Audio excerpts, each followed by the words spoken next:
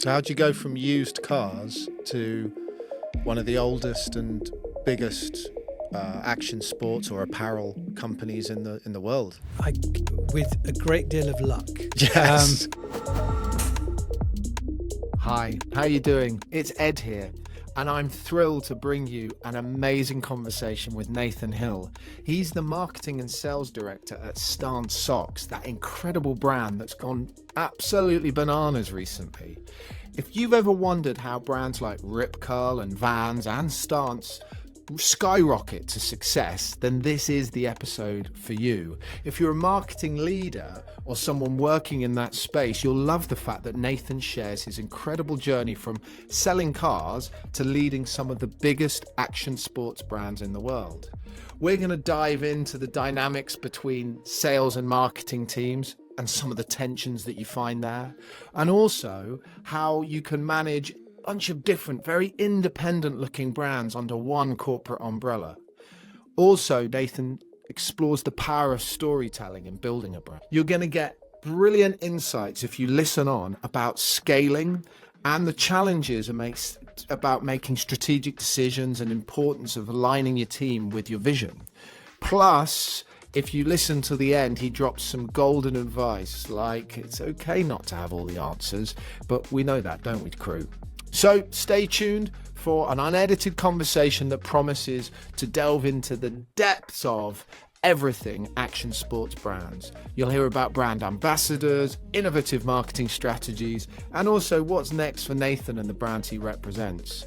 So if you're ready for another great episode, let's jump right in. Hi, I'm joined by Nathan Hill. Nathan, thank you for joining us today.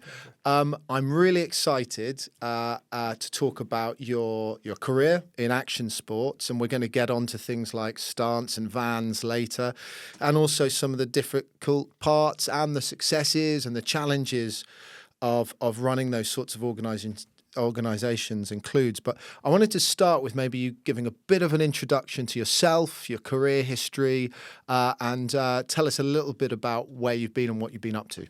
Yeah, thank you for having me, first and foremost. My career is 26 years in the action sports world, but it didn't start quite as romantically as that.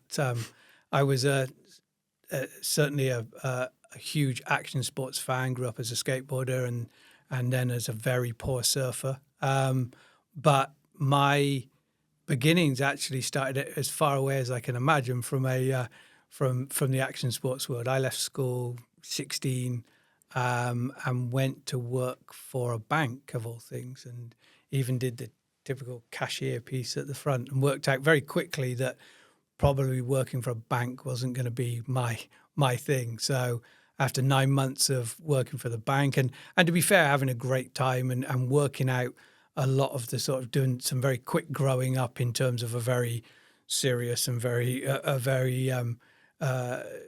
tried and tested establishment, worked out that maybe I needed to do something else, but wasn't sure what that was. And ended up packing everything up at the age of 16 years and 10 months, getting on a plane and going to Australia. To put it into perspective, people say, well, that's very brave on your own. And I said, yes, it was. But if they knew that I'd already written a note to my mum on a napkin when I was sitting at the seat before it had even taken off, and the content of that was, I don't want to go, you can see there wasn't a massive... Dear mummy, please come and get me. Can you get me off this plane? Is it too late? But it was the best thing I could have ever done at that age. So I ended up doing everything from farming to cattle herding to even working in a estate agents and all sorts. Just anything that would enable me to keep traveling. So I was working for food and board, and that was it. Yeah. Had a fantastic time. Came back. Definitely had the mindset that I wanted to work and I wanted to get work out what I wanted to do. Did a number of jobs. One of them was working for a small garage, just collecting cars, dropping cars off. And then an opportunity came with the big Volkswagen Audi dealership in Bristol. I took a job there. just before that, my father said to me, who was a sales director himself, he said, look, I don't give you any advice in life. I want you to find your own way. He said, the only thing I would ask you to do is never, ever become a salesperson. And I went to the garage thinking, okay, I'm not going to become a salesperson. And I worked from 8 till 6 on the service counter, booking in cars. And then thought, well, what else can I do? And then between 6 and 9, the graveyard shift on the sales floor, they were more than happy to have a young, enthusiastic human being that was just chasing after anything that came through the door. So I did that. Then that progressed to working weekends, and now ultimately I ended up working on the sales floor full time. I left the service department and ended up running the used car side of things for Audi.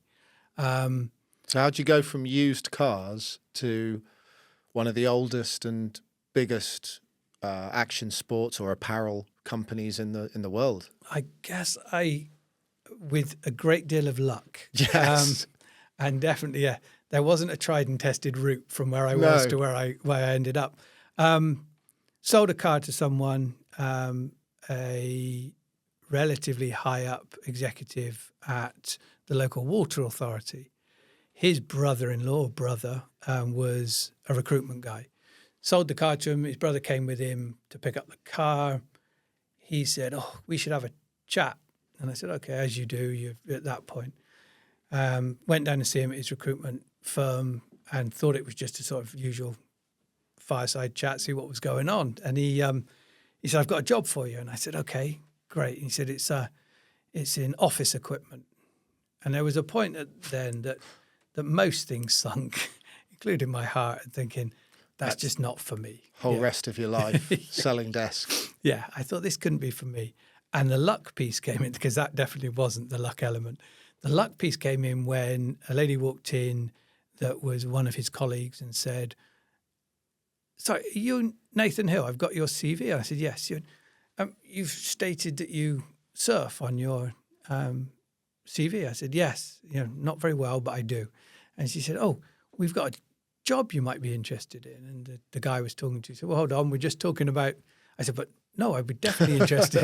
Like that. You, office equipment, no. And it turns out that it was for a surf brand in North Devon, looking for a sales rep to look after some of the lesser areas. To think, okay, well, what's next? And probably wrongly at the time, I thought I'd get a proper job where you wore less baggy pants and you pulled them up a little bit higher and looked a little bit more respectable. And I went to work, took some time out, worked with my father's business at the time for a couple of months and literally took a year to understand what I wanted to do. Ended up playing far more golf than thinking about what I wanted to do, and going on far more surf trips than thinking about what I wanted to do. But and at the time I said, look, I don't want to go back into that industry because I think I've done it, and I'm not sure where I would fit in. But if a couple of brands that I would have loved to work from all the way through came knocking, I would certainly consider them. And one of those was Vans. At the time we talk about, or now we talk about Vans like this huge deal. Back then in 2005, I think the conversation was first had. It definitely wasn't the brand that it is today. It was much, much smaller. And yeah, so the rest is history. Vans had just been acquired by the VF Corporation. And so the VF Corporation is a holding company for lots of brands, I understand. Yeah, today they own everybody from the North Face, Timberland, Eastpak, Jansport, Reef. Yeah. I think recently sold Reef, but back then they had Reef, Wrangler, Lee. So some of the household name brands, and you think, okay, well, this is the best of both worlds. It's a brand I love in Vans. It's a proper job. It's a proper job as I saw it. So it was so exciting, and I worked directly with the president in the US and his team over there. So very much integrated into their organization, which you felt part of the bigger machine. But I was traveling constantly, and I bring that up. My wife pointed out in 2014, I had 101 nights in the Carlsbad Hilton in the US. It was great for your Hilton Honors points, but that It was was about pretty it. bad for your marriage. Yeah, and for my children Yeah, that your thought that I was children. just visiting. And then at the same time, I got the call from Stance. And that's where I am today. And obviously we'll speak more We'll about dig the into detail. that in a moment. But yeah, that's the where I've come from. So from car sales all the way through to socks. So yeah, we'll dig in. Did you? I mean, you've had a career that's been where you've been inside independent brands, and then you've also been inside larger organisations where there's probably more joined up leadership at the top of those where you're having those conversations. How do you think the best way is to make the right culture for that sharing of information in a positive way for the ultimate benefit of everyone involved? Because you're measured on those sales, he's measured on those sales. What's the effective leadership play in that? I mean, from a general manager's point of view, my rule was always to be as open and as clear with the wider team. So, and that includes product, because there's nothing worse than you've got someone designing product that doesn't meet the needs for the sales guys, and then e-commerce. So you've got to make sure that the team around you are all on the same page, and that sounds incredibly obvious, but to prevent the them and us scenario, you can't be doing any part of that business in silo. You have to make sure everybody's understanding where we're going. Because if we decide to pivot from a sales point of view and move away from the core retailer into a more commercial retailer, you've got to be very sure that your design team are then suddenly working out that no longer are they talking to Billy Boy, the skate. Changes the whole... Yeah. Yes, and it's got to start from there, and marketing understand how you generate it from there, and so on and so forth. These are things that we absolutely...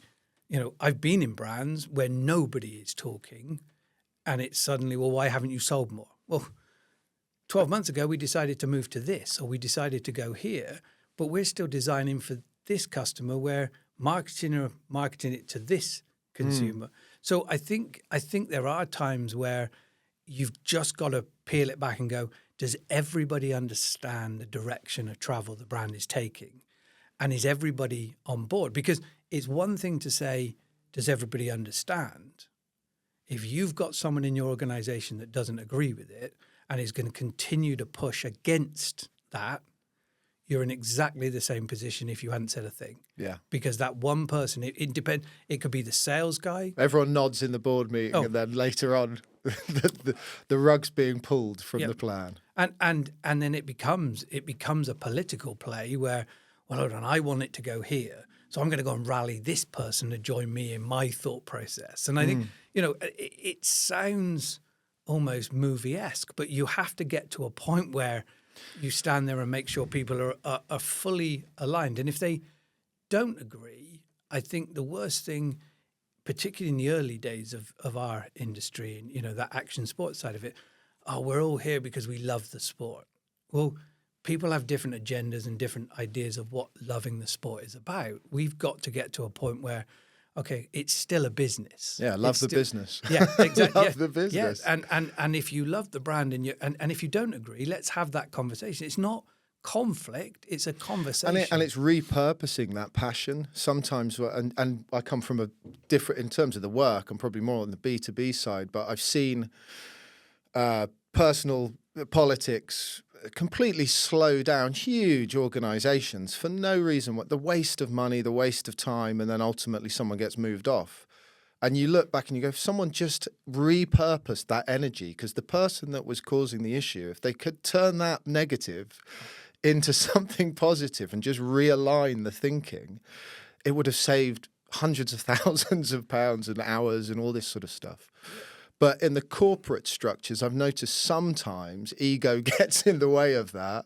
So it's how do you put that aside in those situations? Because I suspect in action sports, there's probably a lot more alignment at the beginning on the individual. Do you see that, or has that changed over the years as you've grown in the businesses you're working with? I think the biggest issue you have is if you have people in the business that their agenda is just to climb. And Yeah. I think the biggest issue I've ever seen in that is it's just about a title and it's just about the next step, because that then becomes destructive for all around. If it's just self-serving in anything, it doesn't matter about action sports or any other business. If it's just self-serving, then the only thing that can happen is at some point you've got to make difficult decisions about people, because not everybody's pulling in the same direction. So I would absolutely say there is times where people's personal agenda has derailed, as you said, has derailed brands, because they've got to a point and they still have that personal agenda. And the higher up those people get, and the more they stick to their, embeds them in their the roots. It's we that sort of personal honesty thing of why are we here. Let's get all the shit out of it. Let's just get it all out now. I've got no issue if you don't agree with what we're doing as a brand or what do you think? What's the way around that? And if there's not a member of staff that I work with today that would work under my in my team, for argument's sake, that doesn't have the question posed to them, where ultimately do you want to be? And let's take where you ultimately want to get to and work back to today to understand what those steps are. Because if there is a clear plan for anybody, and the same as the brand, where do you ultimately want this brand to be stocked and where do you want it to be seen? If you don't have those basic steps in place, you're in a position where you're always going to be just chasing someone else's agenda. And I think for me, the biggest thing has always been, okay, do you have your progression through this business, and do you understand where those gates and dates are effectively for you?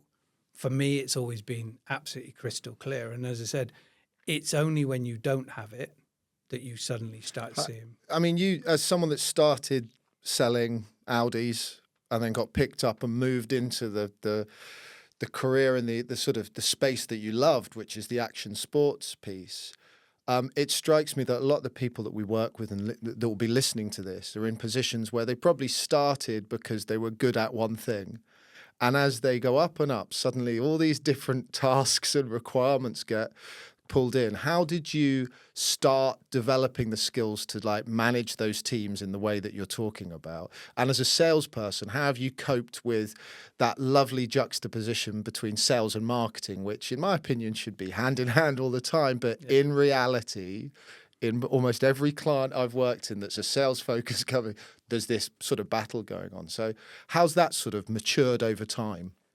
To your prior piece, I've definitely just kept my eyes open and watched. I've been lucky in very early doors to be able to see some great leaders, if it be within VF or elsewhere, that gave me points that I thought, okay, I'd love to learn more. And I've been very lucky that people have given me their time as well. I don't think you can ever be... Do you think that's because of the nature of the industry or the sector that you're in for action sports? Are the characters more giving, do you think, within those spaces? I don't know, because... Or was it you? No, I don't know. I think you have to have a level of humility in where you're going as well. I think there is an absolute, that nobody has all the answers. And the guy that I'm looking at thinking, wow, that's a great leader, was not born a great leader. They've developed their ability to lead through who they've learned from. And everybody I've ever spoken to has always talked about certain people in their lives that have given them a steer or given them advice. And I took it on very early that I didn't have all the answers, if it be from selling cars or now to running brands, for argument's sake. I didn't have the answers, but I really wanted the answers. So I maintain I still don't know. Stay curious. Yeah, and who is it that does have the answers? And sometimes you look at someone and go, "How did you navigate that?" And they'll say, well, "I just did." And I said, "Well, okay, if you've got 15, 20 minutes, I'd love to just understand how we came to this point or how you made that decision." And very rarely, and trust me, some people are going, "Just work out yourself." and I've had it. Most people are willing to share that idea because if they remember why. yeah, if it wasn't default, and if it for me, when you ask someone for their advice, there is also a personal pride, and I get it now. People ask me, and there's a personal pride that I'd like to help, or I do have the answers.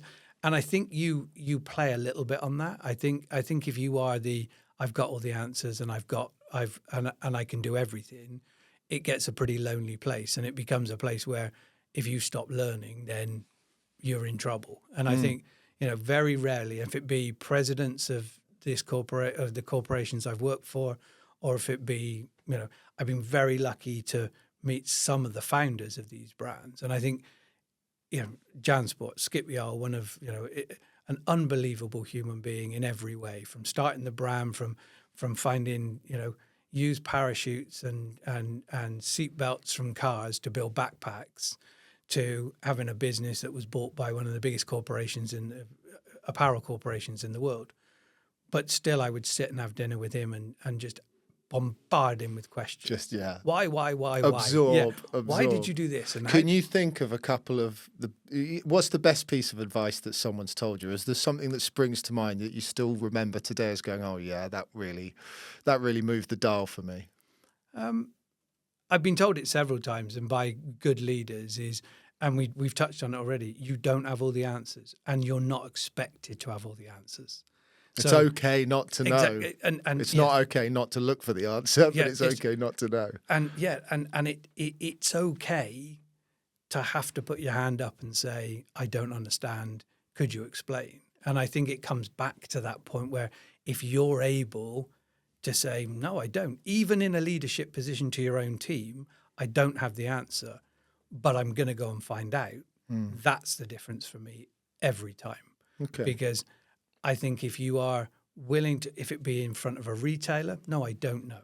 But I thought you were the product guy. Yeah, I don't know that. But as the product guy, I'm going to go and find out, and I'll let you know tomorrow morning, or whatever. And I think in so doing, you're in turn creating the culture for your team that bit by bit start to work underneath you, and that hopefully transmits all the way through to try and make that continue. That curiosity is what moves things forward.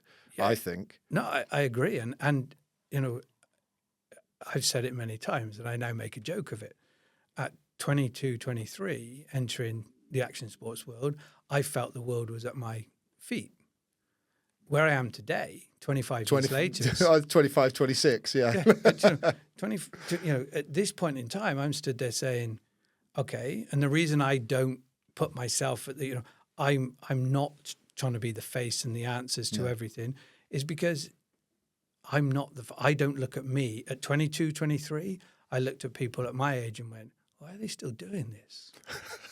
As simple as that. And I'll be honest, they can't be still doing it. We've changed a lot in terms of what we're able to.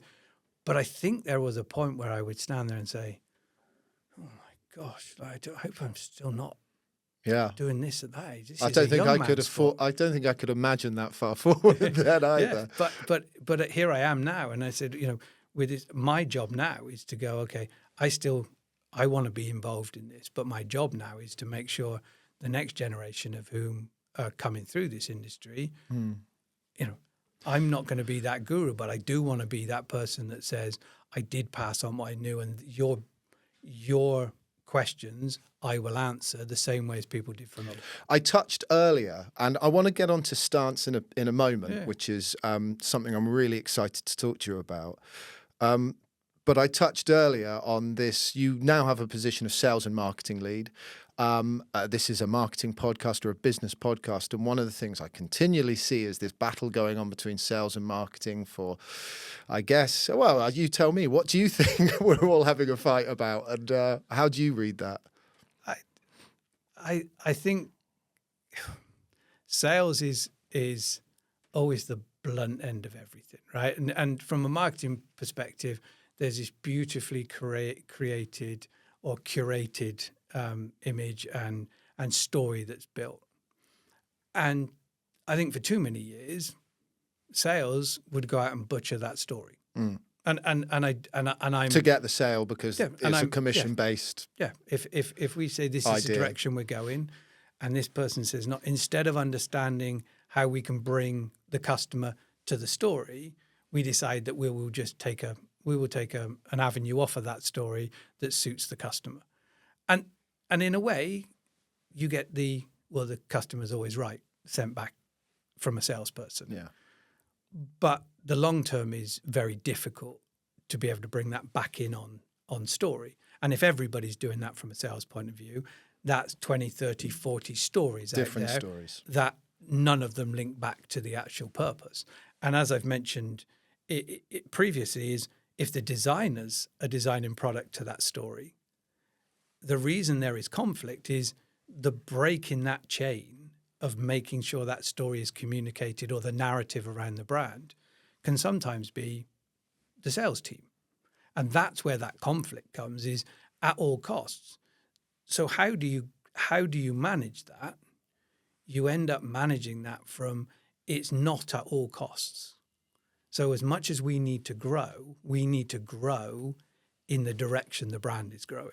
So it's the brief to both parties, really, I Yes, guess. absolutely. And you can't be too precious from a marketing point of view, that knowing that if the market is saying that isn't something that we're able to work for. Listen. Yeah. And if we have listened and then the salesperson decides to ignore that and do something else, then you can only have friction, because this is 18 months worth of work by a marketing team, 18 months work by a product team. And for one 20-minute conversation can unravel all of that.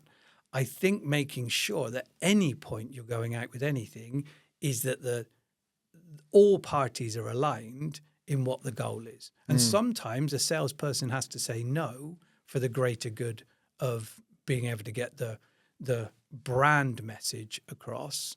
And I think that then comes down to, as we said, that senior leadership side of things, saying, okay, it's not at all costs. That sale, And that's coming from you in this instance as the Yep. sales and marketing lead. yeah, but the long term Was it always such, though, or have you been in environments when you're scaling some of those? Take Vans, for instance, when you were working with Vans. Was the brief, I mean, I imagine it was they scaled so fast. Was it a sales orientated piece, or? No, I think Vans had. I think if my learnings came from that, is that balance Right. between why would a retailer that didn't know us, why would they buy into us? Well, Yeah, it's yeah. our story and it's our heritage and it's our authenticity.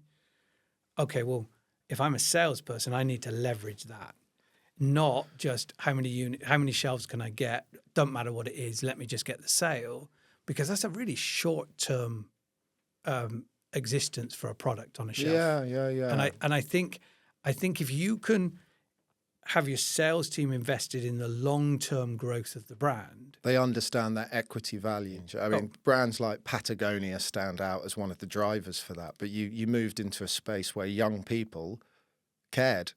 Yeah, Suddenly purpose comes back in, which is what we've all been banging on for years about. And that's why I think today is the most exciting part of any industry, is that we're now building communities again around brands. So all of a sudden, authenticity is not just a buzzword that you tick off in the are we authentic?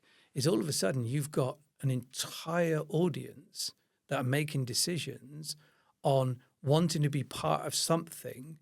So therefore, that story that the salesperson used to ignore is suddenly becoming part of their narrative on a day-to-day basis. They're in it. They're feeling it. They walk into the unit and the people are there. That community is evident. Yeah, and the retailer is buying the why.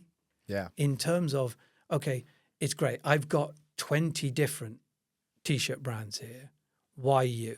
Well, we're building this. We're doing this. We're talking to your community through this. So without that, you've got no chance, really. No, because you're as you said, you've still got 20 T-shirt brands out there, and another 20 will start up tomorrow, and another 20 will start up the day after.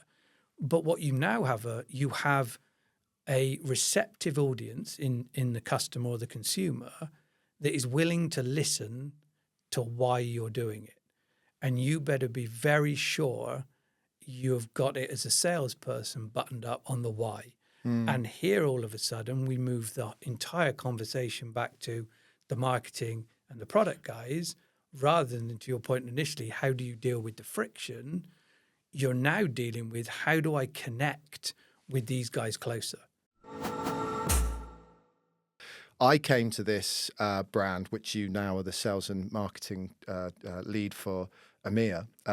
I came to it in my thoughts, even though I'm in this trade, I thought completely organically and naturally. But of course, it was really well placed piece of product placement at the Wave, which is an inland surf reef in the UK. Could you start off with, Stance, just telling us a little bit about what it is for people that don't know, and really how you came to be involved in it? Yeah, so I Stance is originally was a sock brand, but it was so much more than a sock brand, because the guys that came together to found the brand were experts in their field from outside of the tradition. So a guy called John Wilson, now president of the brand, and really the guy that's driven the brand for a very long time, and another guy, Jeff Curl. John, very similar background to traditional action sports. So he'd worked for Oakley and for Reef and a number of the brands, and was a huge success in that field, working for some of the biggest brands in our industry. And Jeff Curl was an investor, but also someone that was involved in Skull Candy, the headphone and electronics company. And they were sat, and I still, the how they were sat in this cafe at this point is I think that they went back a long way through other bits, but they were sitting there talking about the industry and where, Jeff Curl had also been involved in a number of other brands in terms of investment. And they were talking about, what's next in this space. And it, they obviously probably had lists upon lists, sunglasses done, shoes done, sandals done, T-shirts definitely done, board shorts most definitely done. And I think they were talking about just what was needed, I guess, is in that space. And they started talking about certain things, and socks came in that conversation. And the conversation was very clear. And as I said, I wasn't there, so I'm taking this secondhand. But it was, if we're going to do this, we need to do this better than anybody else is doing it. Tell me a bit from a design point of view, and I don't know if it was the co-founder, but one of the guys was from Billabong originally. I don't know whose idea was it to position the logo. So Stance socks, for the listeners that don't know, have a very subtle yet prominent position of the logo on the ankle. So did that come from the beginning, or did someone slightly move that down the closer to the boot as you got, or how did that work? It was, and again, I take this as conversations that have been passed down, but the original idea behind the logo was, one, it was always worn on the inside, not on the outside. So, but like any brand, what you don't want to be is that if we're celebrating creativity and free thinking and all of these things, but you have to wear it on the inside. So we were very careful not to then say, well, you have to wear it. But the reason it was designed that way is, if you think about when you're sitting there talking to someone and you cross your leg,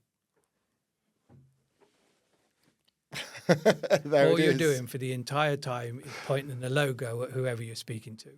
And to me, still to this day, I think it's genius. And we still to this day, where we will now, at one point we were absolutely rigid. I remember when I first joined, where no image without the logo on the inside, just the way we would portray ourselves. We weren't outwardly telling people you got the logo on wrong, but we were very clear in how we would present it. You would expect to do that. Have you softened that now? We've softened it in terms of how we celebrate, particularly community-wise. We're celebrating a lot of a much wider community. And sometimes there are logos on the outside, sometimes there's logos on the inside. Even the other week at a very prominent golf, a global golf event, someone happened to be wearing two left-footed stance, and the logos were one on the inside and one on the outside. We're not in a position at that point. We're stoked that people are coming to the brand and wearing the product, and it definitely, I personally still have a go at my kids if they've got them on the wrong way the outside, because I said I've grown through the brand in that you've got it on the inside. Normally with my 12-year-old, I'm just glad that he's got a pair on and he's not just grab whatever's going. But we've softened in terms of how the brand shows up on our socials, et cetera, because there is so much good as the brand has scaled that's going on. And you're in a different time. I mean, at first, when you're trying to get that, you're not so reliant on that. There's so many other aspects now and levers that you guys are pulling. I mean, I'm aware of it anyway, but obviously, as I knew we were speaking on talk, and what sports are you not involved in is probably a better question now. Is there anything left on the list to hit up and sort of embed yourself in? Yeah, a lot of my sales team would still ask where the soccer, from an American point of view, or the football as we know it, sits in there. But it's that point. If we're not going to turn up with a better product in that space, then don't do it. And there's something strange about the soccer audience compared to some of those other audiences. Anecdotally. Yeah, and where is your audience shopping? Where is your audience purchasing their product? Do we resonate as a brand in those spaces? Yes, we absolutely do. But unless you can elevate what you're doing, I mean, bear in mind, most of the footballers at this point, and I speak for the Premier League because I have conversations around the Premier League, most of those guys are cutting off their strip or their kit socks and wearing another sock underneath. So what we've got to do is make sure that we're offering, again, almost organically, that these guys are coming to. And this is this direct line from the customer to the product. And we talked earlier about sales and marketing.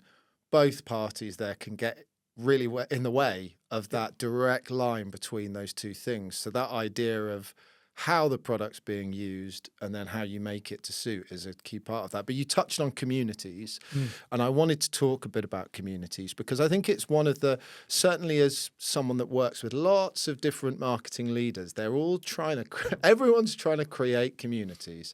Yeah. Sometimes painfully so. I would go that far and say some of it's crap, some of it's awful, and some of it shouldn't be done, but some of it's brilliant. And I guess the question I'm trying to explore, you've got this punks and poets proposition.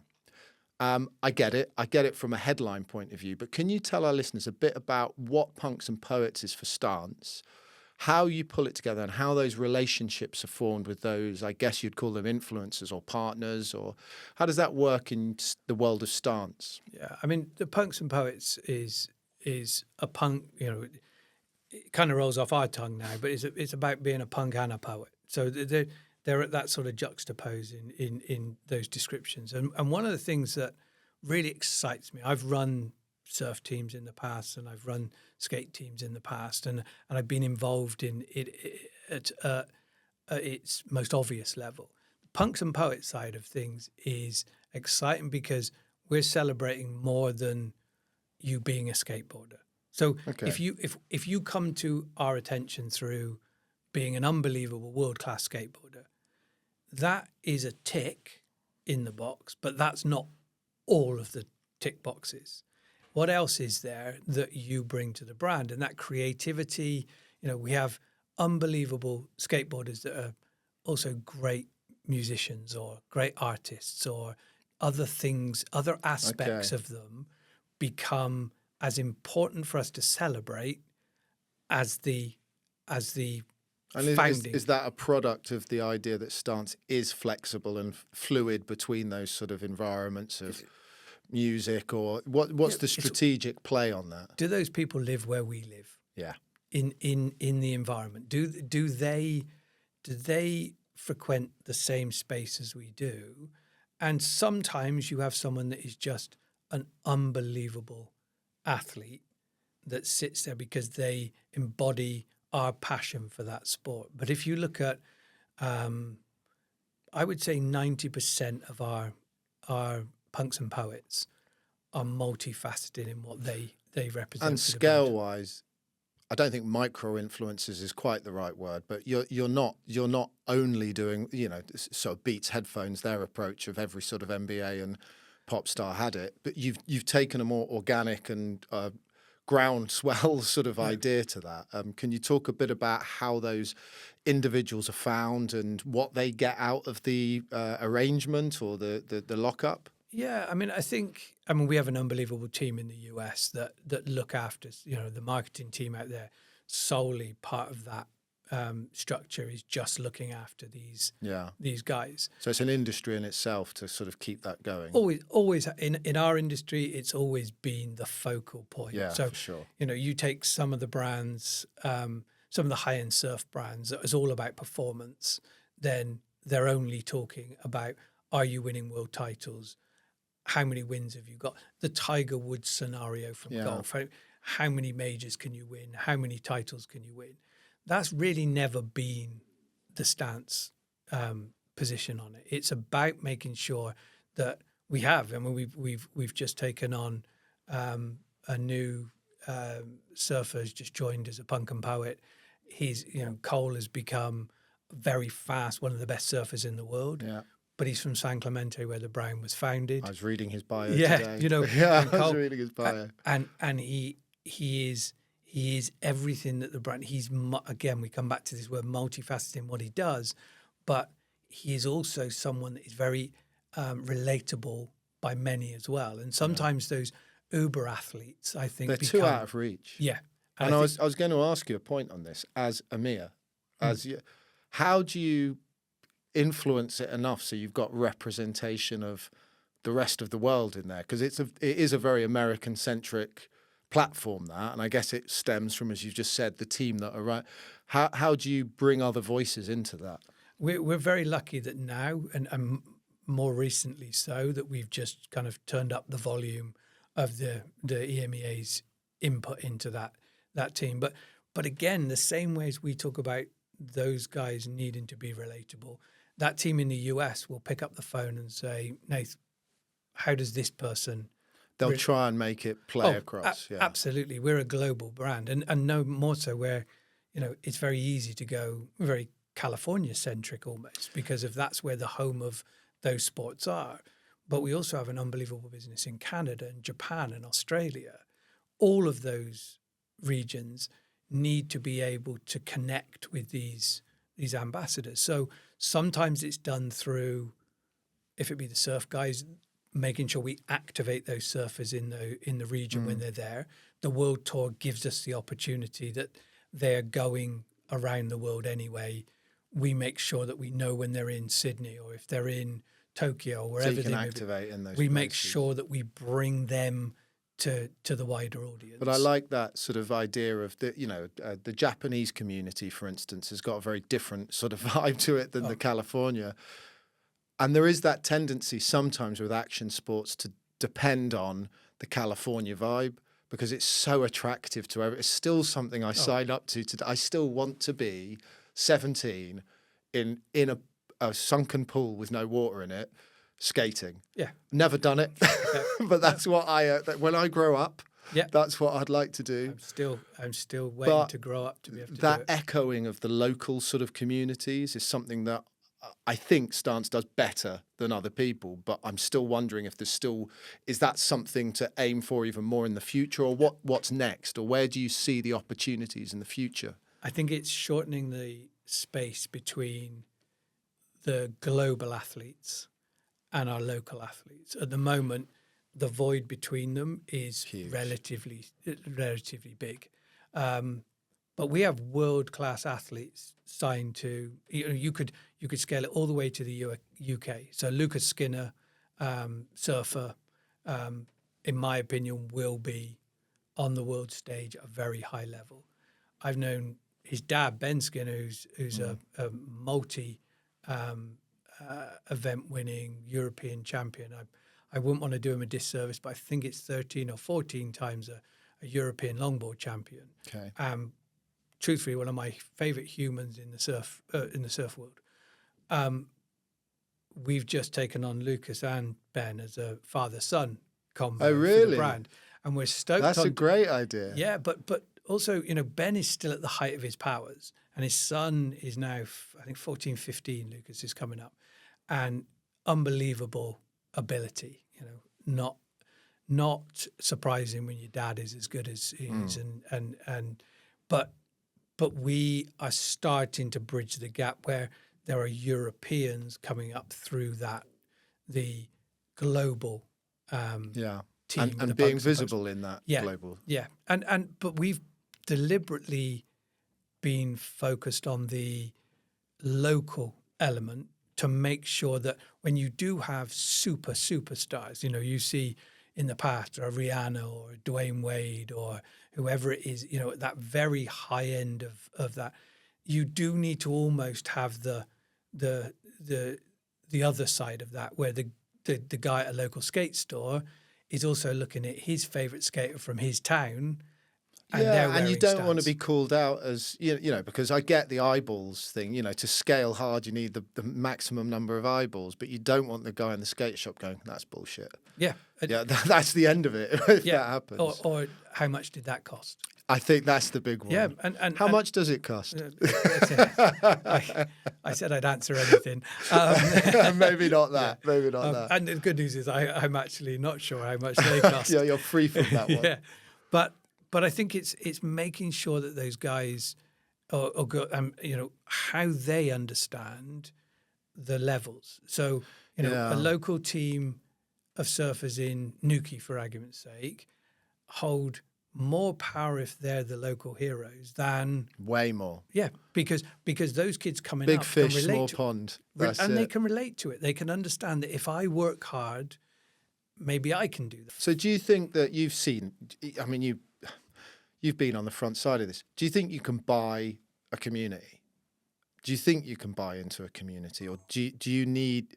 Is that a thing that can be done? Really, you've seen it from the biggest companies. I don't think you can buy a sustainable community. Okay, so you can buy it for a bit. You can rent it. You can, yeah, and I think that's it. You could rent a community. Yeah, that's it. There is the shiny new thing mentality that everybody. Oh, this is brilliant. We've got this brand involved. Oh, what will that involve? But I think unless you're able to embed yourself in that community and actually make a difference with a voice that people want to listen to, rather than just buy more of this, buy more of that, I think you will struggle. I think you will always struggle. So if you're a CMO or a sales and marketing lead, and I'm asked, this is a loaded question, but because actually, what advice can you give a creative director from an advertising agency or marketing agency that's trying to convince a client to sustain investment and effort in that authentic piece? How do you get people to believe in that piece? Because there has been recent examples where the beginning's there. Oh yeah, we can get into that, but then something changes. There's a hiccup. Something on the balance sheet goes wrong, and then the confidence goes, and you pull it. How do you show that value in that? I think it's difficult initially to show the value. I think it's getting people to commit faith. And to commit to seeing the project through. And I think the thing we see is this. We talk earlier on about sales guys that pivot, or brands that pivot. I think we've got to look at, from a marketing perspective, that if we're committed to a project for a given time, there's only the knowledge if it's worked or not, if you're able to see through a given period. So if you say, right, we're going to do this activity for 12 months, bailing out because it doesn't look like it's successful after 6, you've wasted the whole time. Yes. And I think the biggest issue you have for brands is just this need to always be on the top of everything, where in actual fact, building and doing the hard yards for a time in these communities will get you not 12 months, not 24, will possibly get you a lifetime. Piece. Yes, it will get you a lifetime acquired customer. How have you learned to sell up the line, as it were, and to keep, because often it's one thing to get your team to buy into it. It's quite another thing to get the bosses above and the other people not to pull. Yeah, I think it's small wins always. Okay. I think looking at if your team are pulling and you're going in the right direction, if it's not bearing fruit immediately, understanding, be evident. We come back to story, coming back to the where am I going, why are we going there, and what does it look like when we get there, and continue. Come with me on that journey. Trust me. Yeah, and sometimes it sounds very old fashioned, but yeah, believe that you've put me here to do a job, and allow me to do the job. If after that period of time in which I've told you it will change, and we've done everything, and you've backed me all the way, and it doesn't, then to be fair, fine, you're right. I'm getting paid enough that I then have to put my hand up and say that I've not delivered on my promises. But as long as you can see the path that we're going on and you can buy into that path, and it comes back to, if we do this, we believe this will happen. As long as we're continuing to tick off those small wins all the way along that we've put within our timeline, and you feed those back up to the higher levels in micro reports rather than trying to overgild that it's just a quick update once in a while. Don't let them get dragged into it, sort of thing. But the worst scenario you have in that, and this will horrify a lot of people, because what I'm advocating is lots more meetings, but a 5-minute meeting update meeting is far, far greater than a 2-hour, 6-monthly meeting. Absolute shit show when they're pulling everything apart. Exactly. Whereas what happened there on week 3, I can't remember what I had for breakfast this morning.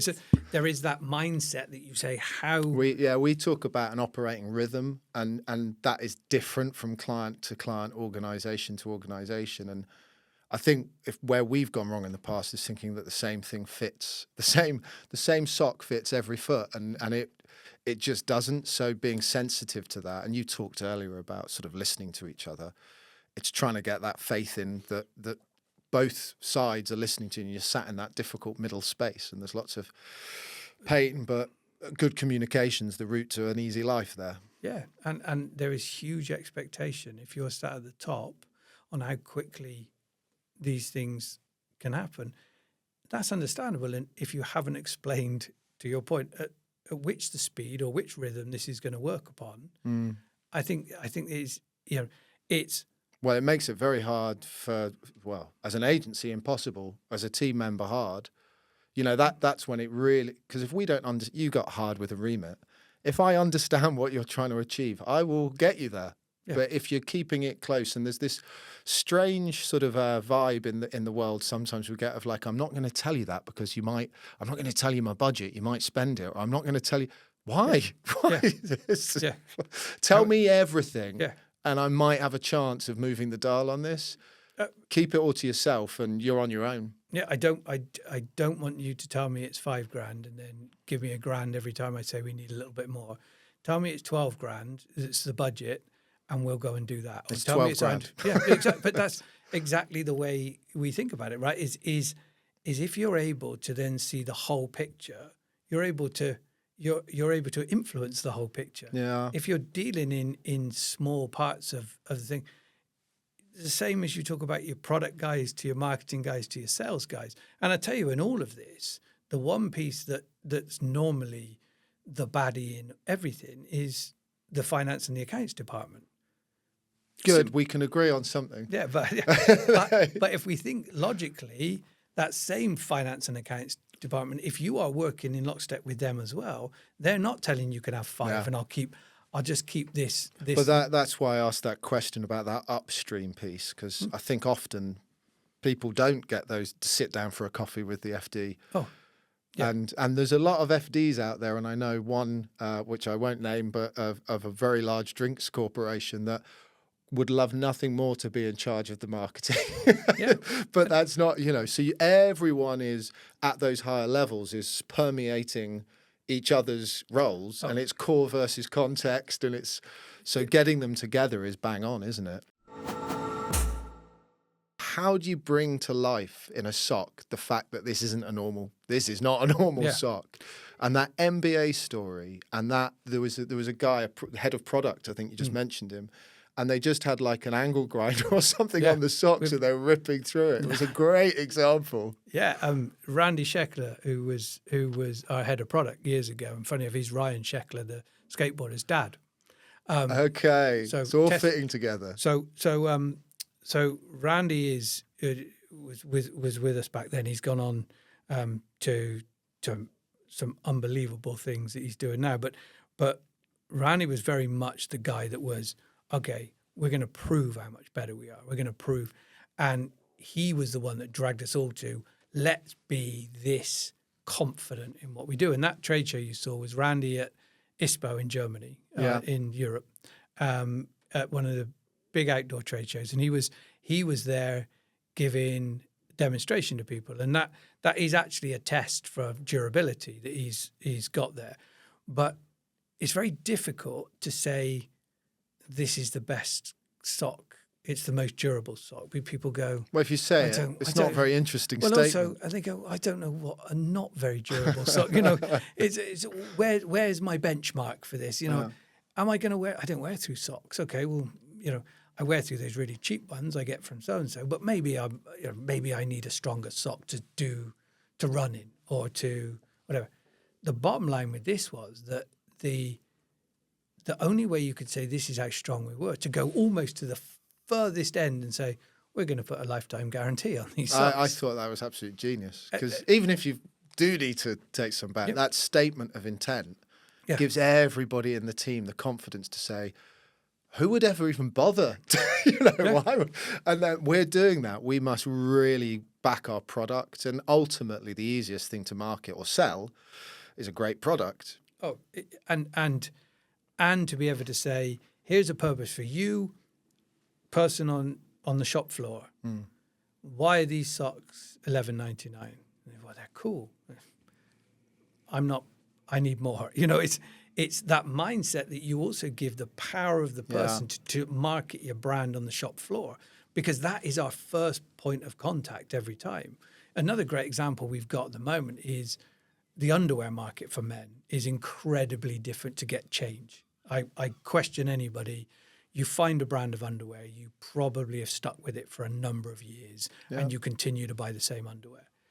And we said, well, we're making underwear, but we're not scaling underwear like we scaled socks, for argument's sake, in terms of growth, because we need to also convert, like we converted people on socks, because there's that sort of, they are better moment. Underwear is very difficult to do that, because you've actually got to take the underwear, have great faith in that this is going to fit you. All of the technology that we call out, you have to adopt that and think, right, I'm committing to changing my underwear brand. So we then did one thing that very few people do. The wholesaler will sell the underwear, and we give a no quibble guarantee on our underwear. They say, well, a no quibble guarantee.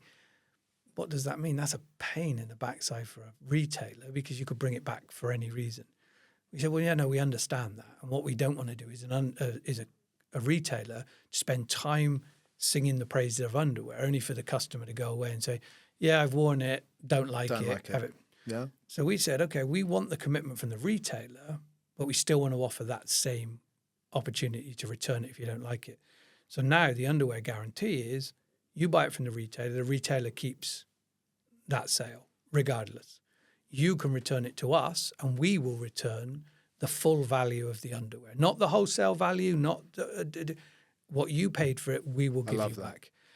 But it's about the confidence. You can't do that unless you're sure that when that pair of underwear is put on, you go, that's better than what I had. Well, and it means that when you put it on, we like to self-validate our decisions, don't we? So these feel great. Exactly. The other thing I love about that is, in a world where retail is really under the cosh, and even Marks and Spencer's they're not doing a refund, that sort of returns thing has been a real battle for lots of retail. You're taking that out of that problem's taken out. So you're fueling that connection with your direct brand, where all of that content is for punks and poets. You return through that channel. but you're still empowering that retailer to up their sales because they're selling the best bloody underwear and socks there is on the market. Yeah, and committed to it. Other than saying, do you know what? I know this underwear brand always is okay. You know, I know this underwear brand always people are happy with. I'll just sell that to them. You know, why don't I try to something new, and I'll try and sell them Stance underwear. And as I said, I won't go into the exact stats on it, but the returns rate is so minimal that it's Ballpark, and I won't push you hard, but what percentage now of the business do you think is socks versus apparel or other aspects? How's it split up now at Stance? we look at. I mean, if you think apparel's relatively new, it looks after probably 5 or 10% of our business at the moment. So, but we did a very deliberate launch and I'm talking European numbers here. Underwear looks after about 17 to 20% of our business, depending on the season. And the rest is socks. Socks sits in the rest of it. So Wow. it's I mean it's and it varies between our own channels and our wholesale channels as well. So, you know, we're very dominant in socks in the wholesale world because of what I've just explained. Introducing new products is definitely slower. Much easier to introduce new products on your own website where you've got. And do you use that as a test bed? Yeah, do you use that to absolutely. prove the sell-in to the retailer? Absolutely, and we use that to say, okay, what is the size of the opportunity if we do a better job at wholesale? So, Okay. you know, underwear took off on our own channel quicker than it did at wholesale. But what we took was that information and then moved that into our wholesale channel with analytics that say, do you know what? Have faith. This is Take this it in. is, Take it at scale. Yeah, this is the opportunity. So yeah, definitely there's learnings from that, but there's also in reverse, you know, where you look at, you mentioned it earlier, and it's been pretty much my mantra forever, is you have to introduce the brand to people where they are. And do you wake up in the morning and say, I'm going to go and search socks, or are you walking past a retail store and see the brand and then go and look it up, for argument's sake, and learn more about it? I think we underestimated for a good portion of the last 5 years the strength of our bricks and mortar wholesale doors, because we thought the future was all going to be direct to consumer online. But we missed the opportunity to be able to show up well in a retail environment where people are shopping and tell our story there as well. I mean, I think it's been fascinating listening to this story because it's a slightly different world that I'm involved in. And I was really interested to understand where the similarities were and where the differences are. And what I love is that storytelling sits at the heart of that, no matter whether it's in the boardroom or on the skate park. And as a frustrated, knackered skater, it's been a pleasure to talk about it. To wrap up, I wonder, what's happening next in your world and for Stance and for yourself, and what are your hopes for the future from your point of view? We're excited about what we have for the brand going forward. I think apparel being part of it and starting to scale through the brand as well is an exciting part. I think we've got to be always focused on, particularly in Europe, we're a little bit different on our timeline than the US. So we've still got lots of work that we can do on socks in terms of where we can show up. You know, our performance socks are growing very fast, but we're only just touching the tip of that opportunity. Apparel is an exciting piece. I genuinely believe, I know I mentioned it before, but I see what happens in underwear, you know, when you see the size of that opportunity and how much better our product is than much of the product that's out there. I want to see more people with that same hype on other products in our category, in our portfolio than just socks. That's exciting for us because it's done with the same passion and it's done with the same integrity and humility that we've done with everything else. So seeing that start to that people to discover those is good. For me, I mentioned to you off camera earlier, you know, I've just taken a different role in the brand, a slightly, I I say out of it, expanded role, I'm now looking after some of the other international territories. So exciting times to be had. I mean, my family are already trying to map out what month they go to Japan and when they go to Australia. I've pointed out that if you're happy to go for 2 days, fly there for 20 hours and come back 2 days later. Welcome to the world of corporate life. Yeah, absolutely. You're more than welcome to join. But no, we're excited about what Stance has got. I'm excited to be talking to other people as well in terms of other people I know in other brands and continue to learn from them. There's some exciting brands coming up in some spaces that I haven't done a huge amount of work in before. Excited about, even look at what's going on in golf right now. If how that's just become as much streetwear as it has become, stuffy clubhouses and rules where you're not allowed to wear a hat or an uncollared shirt, to what golf can be in our world as well, because it definitely speaks to our audience. So, there's a myriad of things that are going on right now. Most of them are on that sort of level of we're just starting to accelerate through as a brand from a growth perspective. And with that comes a lot of excitement. It comes with a lot of challenges as well, as we've talked about, but just making sure that we're doing the right thing by the brand ultimately. And as you say, making sure that more people hear that story is definitely going to be key to that growth. Perfect. Thank you for joining us today. My pleasure. Thanks for your time. Good man. That's a wrap on another episode of UnEDited. Make sure to like, subscribe and turn on those notifications so you never miss an episode. Find all of our updates on your favourite social media and podcast platforms. Just search for the UnEDited podcast.